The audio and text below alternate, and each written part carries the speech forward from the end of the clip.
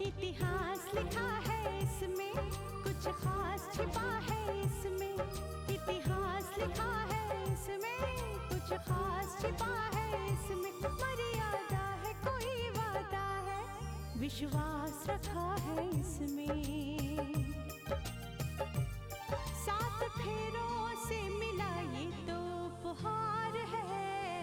मेरा श्रृंगार है, मेरा श्रृंगार है, मेरा श्रृंगार है, मेरा श्रृंगार है।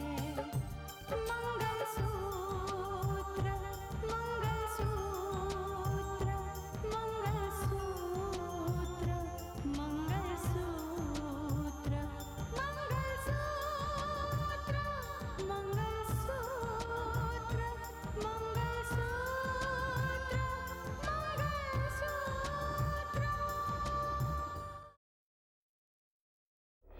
ये जानने के बाद कि मैं इस घर का बेटा नहीं हूं, वो सच्चाई जानने के बाद एक अनजानी सी दीवार आ गई बीच में। सुबह से धमकी भरे फोन आ रहे हैं।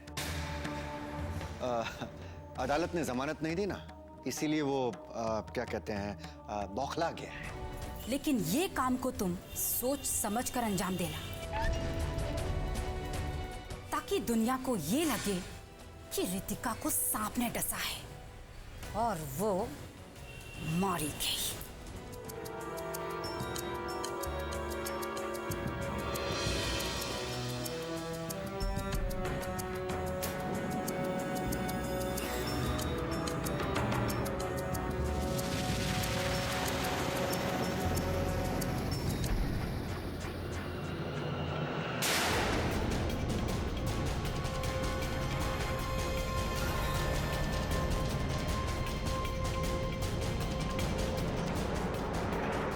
क्या बात है?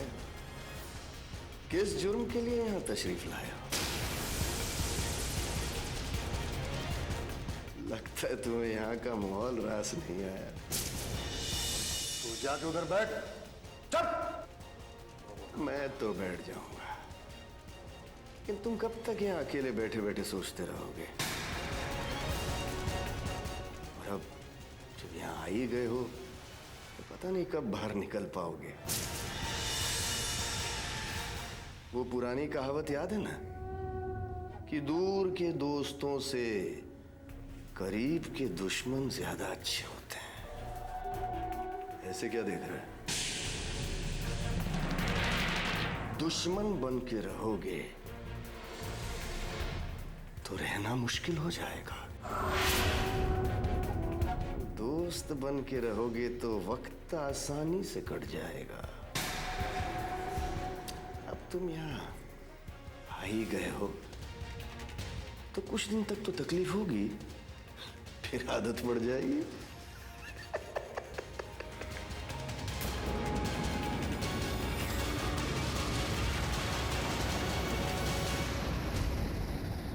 मैं यहां रहने नहीं आया हूं।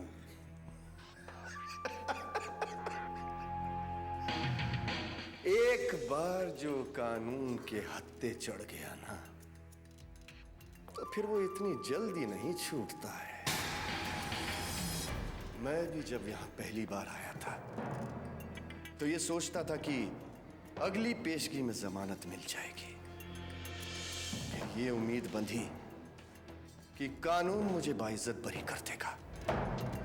लेकिन पिछले 14 सालों से मैं यहां पड़ा हूं, क्योंकि उस जज ने मेरे साथ धोखा किया था। और आज भी दिल में ये बात घूमती रहती है कि कब मैं यहां से छूटूं और उस जज आदित्य प्रताप सिंह को सबक सिखाऊं।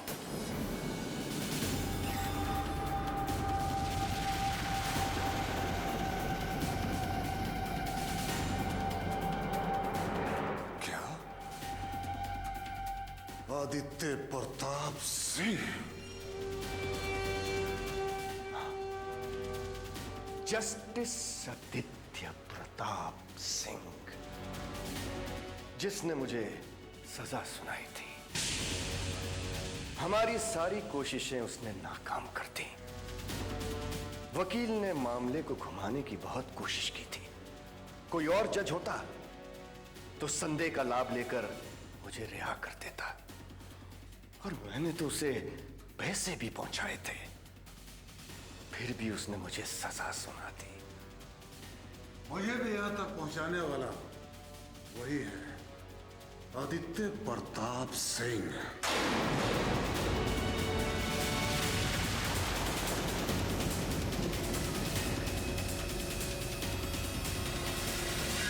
तुमने क्या बात की उनसे? जरूर गुस्से में बात की होगी। मैंने उनसे ऐसी कोई बात नहीं की रितिका, लेकिन न जाने क्यों उनके दिल में इस घर के लिए इतनी नफरत भर चुकी है कि उनसे बात करना बिल्कुल बेकार है। काश मैं वहां नहीं गया होता, वही ठीक होता। मानस, तुम ऐसी बातें क्यों कर रहे हो? वो पापा है तुम्हारे। Ritika, you don't understand। तुमसे मैंने कुछ नहीं कहा अभी तक। अब मैं तुम्हें क्या बताऊं, वो कितने भड़के हुए थे। उन्होंने साफ साफ मुझसे कह दिया कि उनके साथ हमारा हर रिश्ता खत्म हो गया है। मानस, ऐसा क्यों कह रहे हो तुम? उनके बारे में तो सोचो। पापा जी का हमारे अलावा और कौन है? और अब हम भी उनके लिए मर चुके हैं। क्या? उन्होंने सारे रिश्ते तोड़ दिए रितिका। मैं तुमसे कुछ कहना नहीं चाहता था, लेकिन तुम सुनना चाहती हो तो सुनो। उन्होंने साफ साफ ये कह दिया है कि हम उनके लिए मर गए हैं और वो हमारे लिए मर गए हैं।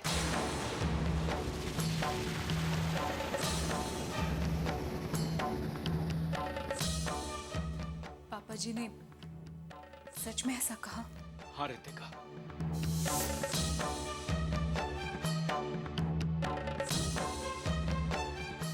और साथ में ये भी कहा कि मैं उनके घर से निकल जाऊं पर अपना चेहरा उन्हें कभी नहीं दिखाऊं। रितिका, मैं सोच सोच के परेशान हूं कि मैंने ऐसा क्या कर दिया कि उन्होंने एक ही झटके में बाप और बेटे के रिश्ते को तोड़ दिया। क्या कसूर है मेरा? हजार बार सोचने के बाद भी मुझे इस सवाल का जवाब नहीं मिल रहा है।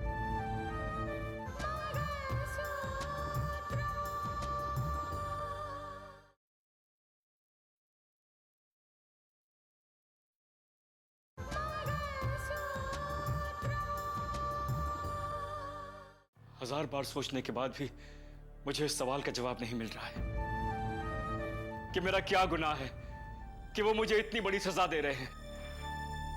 देखो मानस, मैं समझ सकती हूँ तुम्हारे दिल पर क्या गुजर रही होगी, लेकिन खुद को संभालो। देखो, कभी कभी हालात ऐसे हो जाते हैं जो रिश्तों के टूटने की वजह बन जाते हैं, लेकिन खून के रिश्ते इतनी आसानी से थोड़ी ना टूटते हैं। ऐसा नहीं सोचती। वक्त रहते सब कुछ ठीक हो जाएगा, मुझे यकीन है। प्लीज अपने आप को संभाल लो, मैं हूं ना तुम्हारे साथ। क्या ठीक हो जाएगा रितिका? क्या ठीक हो जाएगा? उन्होंने हमारे साथ सारे रिश्ते तोड़ दिए हैं, सब कुछ खत्म हो गया है रितिका। उन्होंने साफ साफ कह दिया है कि मैं अपना चेहरा लेके उनके सामने कभी नहीं आऊं। सारे रिश्ते टूट चुके हैं रितिका, अब कुछ ठीक नहीं होगा, कुछ नहीं। मानस,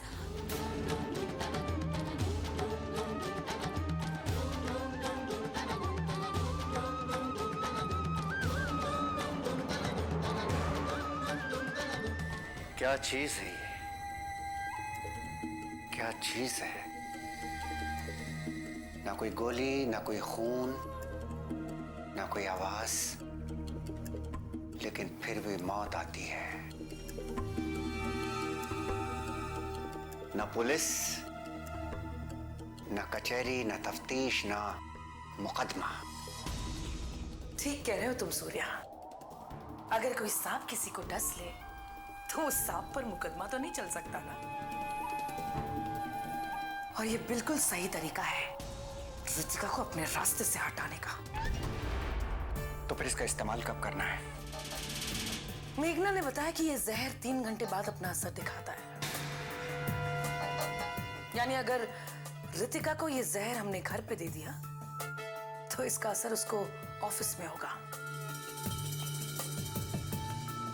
ठीक है, लेकिन एक बात संभल के। पोस्टमार्टम में यह बात साफ जाहिर हो जाएगी कि रितिका को जहर दिया गया है, और और अगर ऑफिस में उसकी मौत होती है तो ये बात भी जाहिर हो जाएगी कि 3 घंटे पहले रितिका घर पे थी। ठीक कह रहे हो तो। इसका मतलब ये हुआ कि ये जहर बाहर देना चाहिए ताकि जब वो घर पर आए उसकी मौत हो और लोग ये समझें कि ये काम उसके दुश्मनों का है, बाहर उसे किसी ने जहर दिया है। हाँ, लेकिन बाहर कहाँ? रितिका अक्सर गांव के दौरों पर जाती है, ऐसे ही किसी दौरे पर इसका इस्तेमाल करना होगा। अब ये पता लगाना है कि उसका अगला दौरा कब है, कब।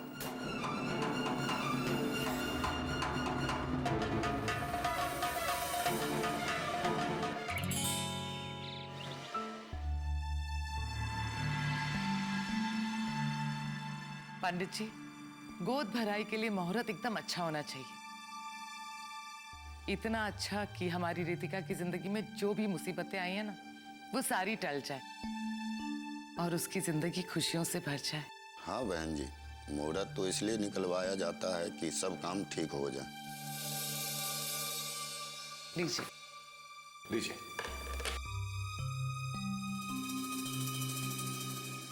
कुछ दिन पहले आप लोगों ने ये मुहूर्त निकलवा लिया होता तो तैयारी के लिए आप लोगों को कुछ वक्त मिल जाता। मैं समझा नहीं पंडित जी, जल्दी क्या है? एक बहुत ही अच्छा मुहूर्त है 2 दिन बाद का, उसके बाद 3 महीने तक कोई अच्छा मुहूर्त नहीं है। अरे तो क्या हुआ पंडित जी, 2 दिन में पूरी तैयारियां हो जाएगी। बस गोद भराई का मुहूर्त अच्छा होना चाहिए। तो ये मुहूर्त पक्का करूं? जी। रितिका बेटा, हाँ अच्छा हुआ तुम आ गई। लेकिन बुआ जी मैं अभी ऑफिस जा रही हूँ। हाँ हाँ चली जाना, लेकिन मेरी एक बात सुन लो। पंडित जी ने गोद भराई का मुहूर्त 2 दिन बाद निकाला है, तुम्हारे लिए ठीक है ना? बुआ जी जैसे आप ठीक समझे, मुझे अभी ऑफिस जाना है। अब लेकिन वो लेकिन क्या? कोई प्रॉब्लम है? पापा वो परसों मुझे गांव के दौरे पे जाना है और मुझे आते आते देर हो जाएगी, मैं वो कैंसिल नहीं कर सकती। राइट। आपको तो सुबह दौरे पे जाना है, गोद भराई की रस्म तो शाम को होती है। नहीं, मुझे आते आते 3-4 घंटे लग जाएंगे वापस। ठीक है बेटा, 3-4 बजे के बाद जब तुम वापस आओगी तब गोद भराई हो जाएगी। ठीक है, आप लोग जैसे ठीक समझे। लेकिन बुआ जी अगर आप इस बारे में मानस से एक बार बात कर लेते तो अच्छा होता। हाँ बेटा, हम मानस से बात कर लेंगे। ठीक है, फिर मैं ऑफिस के लिए निकलती हूँ। बाय पापा। Okay bye.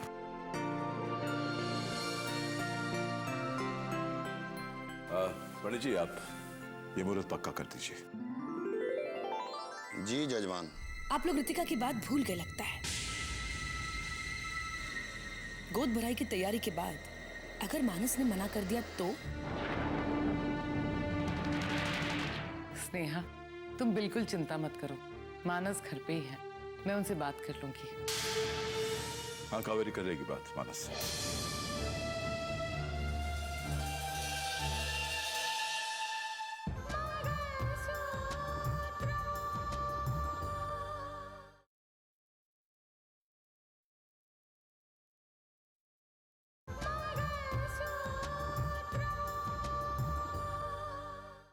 ये क्या कह रहे हैं आप?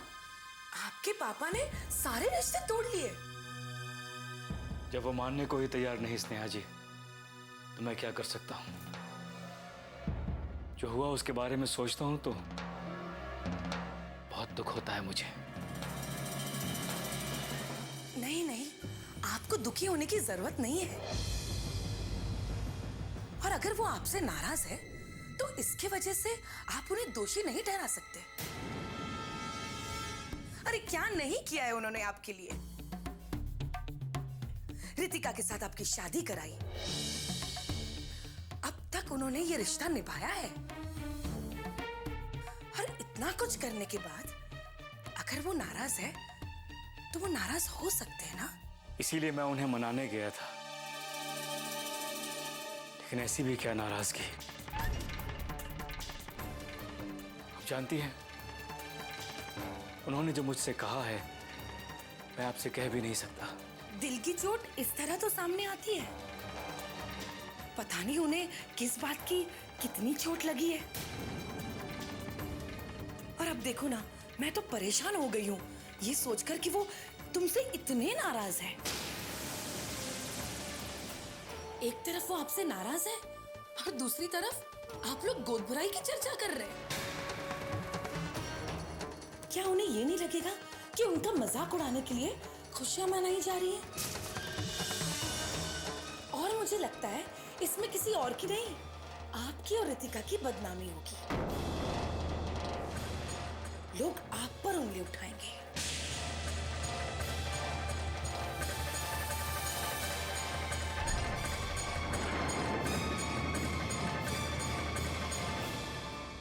स्नेहा, तुम यहाँ?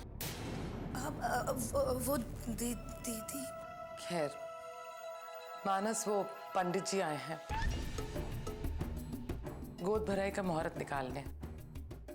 प्रीतिका ने मुझसे कहा कि एक बार आपसे पता कर लूं, 2 दिन बाद का मुहूर्त ठीक रहेगा आपके लिए?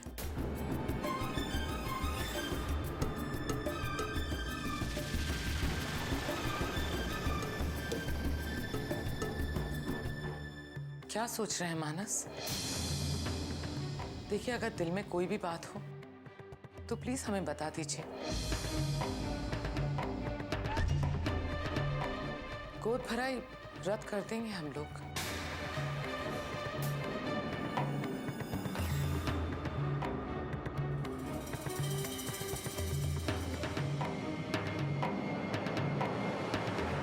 नहीं नहीं कावेरी जी, गोद भराई होगी। इस गोद भराई के साथ सबकी खुशियां जुड़ी हुई हैं।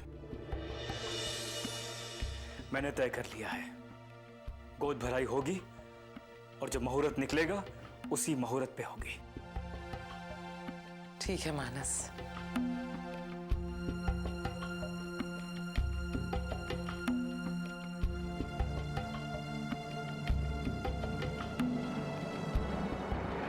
कुछ लेंगे, चाय coffee? No thank you. Good morning ma'am. Good morning. अरे वाह,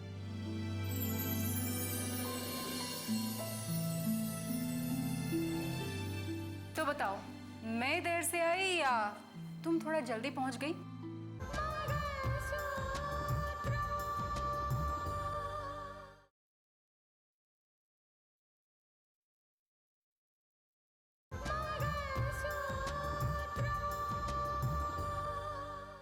तो बताओ, मैं देर से आई या तुम थोड़ा जल्दी पहुंच गई? शायद मैं ही जल्दी आ गई। कोई बात नहीं। अच्छा बताओ, क्यों मिलना चाहती थी? कुछ खास बात है? मेरे दिमाग में कुछ सवाल थे जिनका जवाब तलाशने की मैं कोशिश कर रही हूँ। कैसे सवाल? तुम्हारे घर पे जो इंसान फोन करता है वो ना तुमसे बात करता है और ना तुम्हें कोई धमकी देता है। इसके बजाय वो तुम्हारे घर के लोगों को डराता धमकाता है। कहना क्या चाहती हो तुम? मुझे समझ में नहीं आया। हम ये सोचकर चल रहे हैं रितिका कि ये इंसान तुम्हारे दुश्मन का कोई प्यादा है। जाहिर सी बात है दीपाली,